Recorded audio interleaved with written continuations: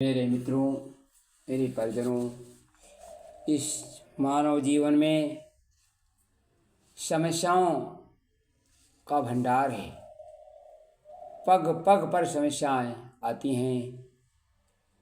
उनका निदान हमको स्वयं खोजना चाहिए। किसी दूसरे से वो समाधान संभव नहीं है। एक गांव में एक सरपंच रहते थे। दूर दूर से लोग उनसे अपनी समस्याओं का समाधान और झंझटों से न्याय कराने आया करते थे।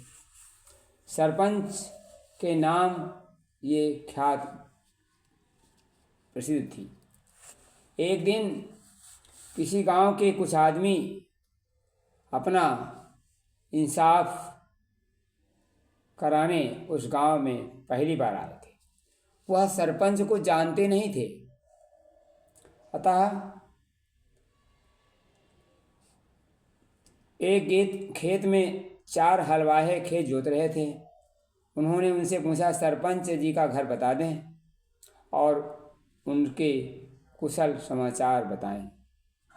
हलवाहों ने उत्तर दिया, घर तो सामने ही है, पर वे कुछ सुनते समझते नहीं हैं। आगंतुक असमंजस में पड़ गए। यदि वह सुनते समझते नहीं हैं तो समस्या का समाधान कैसे होगा। फिर भी उन्होंने उनके पास तक चलना हितकर समझा। आगे चलने पर एक कुएं पर 4 महिलाएं पानी भर रही थीं। उनसे सरपंच जी ने के बारे में पूछा तो उन्होंने कहा, उनको कुछ दिखता भालता नहीं है तो नहीं है, आप व्यर्थ जा रहे हैं। तो भी कुतूहल के रहते हुए सरपंच के घर जाने से रुके नहीं, वे आगे बढ़ गए। मकान समीप आ गया तो दरवाजे पे एक बुढ़िया लेटी थी। उनसे पूछा, सरपंच जी घर पर हैं? उसने तपाक से उत्तर दिया, वो तो मर गए हैं, जाकर क्या करोगे। आगंतुकों का आश्चर्य और बढ़ गया और आगे बढ़े। सरपंच अच्छे खासे अपने एक तखत बैठे थे। आगंतुकों से कुशल समाचार पूछा, सत्कार किया, आने का कारण पूछा। आगंतुकों ने अपने बात कहने से पहले उनके संबंध में जो कहा गया उसका वृतांत बताया और पूछा, वे लोग आपके बारे में ऐसा क्यों कहते हैं।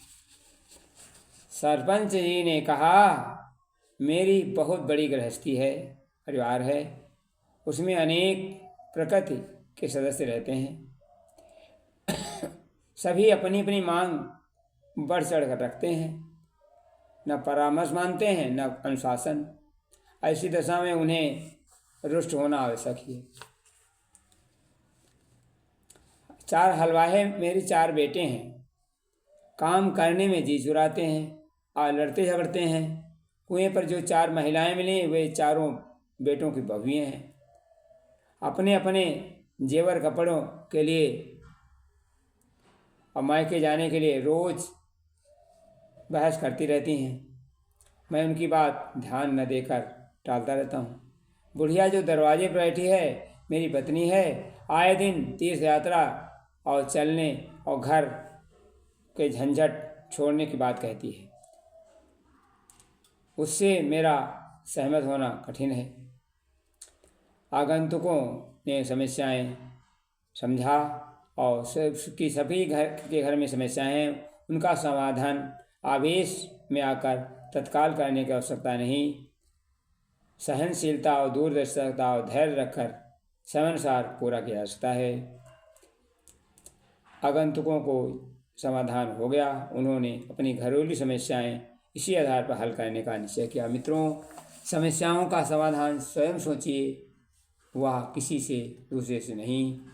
हमें इस कहानी से शिक्षा मिलती है, हर कदम सोच कर उठाएं, ऐसा कदम बढ़ा दें हम सब, कलयुग तेता बन जाए राम राज्य का उत्तम शासन इसी